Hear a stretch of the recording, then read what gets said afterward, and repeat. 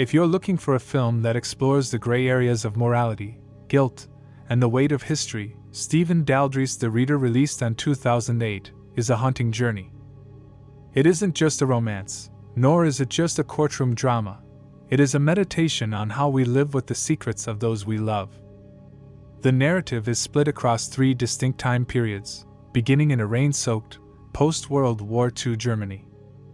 The story opens with 15-year-old Michael Berg, who falls ill and is helped by Hannah Schmitz, played by Kate Winslet, a tram conductor twice his age.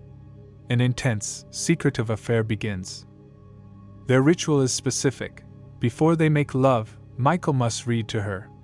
From the Odyssey to Huckleberry Finn, Hannah is an insatiable listener, reacting to the stories with a visceral, almost desperate emotion.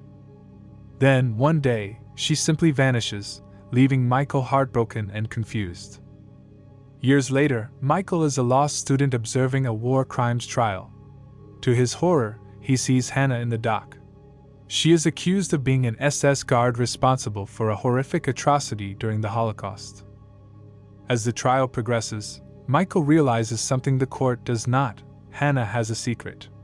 She is illiterate, and she is so deeply ashamed of it that she is willing to admit to crimes she didn't commit rather than confess she cannot read. The final act follows Michael as an adult, still tethered to Hannah. He begins recording tapes of himself reading books and sends them to her in prison. It becomes a bridge between their shared past and her horrific history, a way of communicating when forgiveness feels impossible. Winslet won the Oscar for this role because she refused to make Hannah a likable villain. She plays Hannah with a blunt, peasant-like pragmatism. She isn't a mustache-twirling monster. She is someone who followed orders because she lacked the moral or intellectual tools to question them. It is a chilling, nuanced portrayal of the banality of evil. The film forces the audience into an uncomfortable position. We see Hannah through Michael's eyes, as a woman who was tender and vulnerable, while simultaneously learning she was a participant in unspeakable cruelty. The movie doesn't give Hannah a pass, but it asks, what do you do with the love you feel for someone who has done the unforgivable? The central metaphor of the film is the act of reading.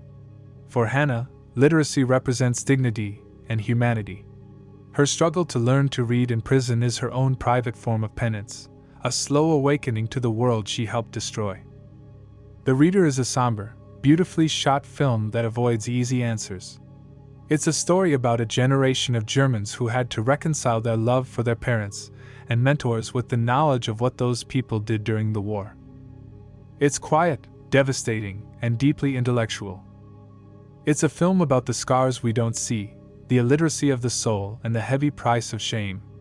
The Reader is a deeply moving and morally challenging film that combines personal tragedy with historical reckoning. If you value cinema that provokes thought about love, guilt, and responsibility, this is a must-watch.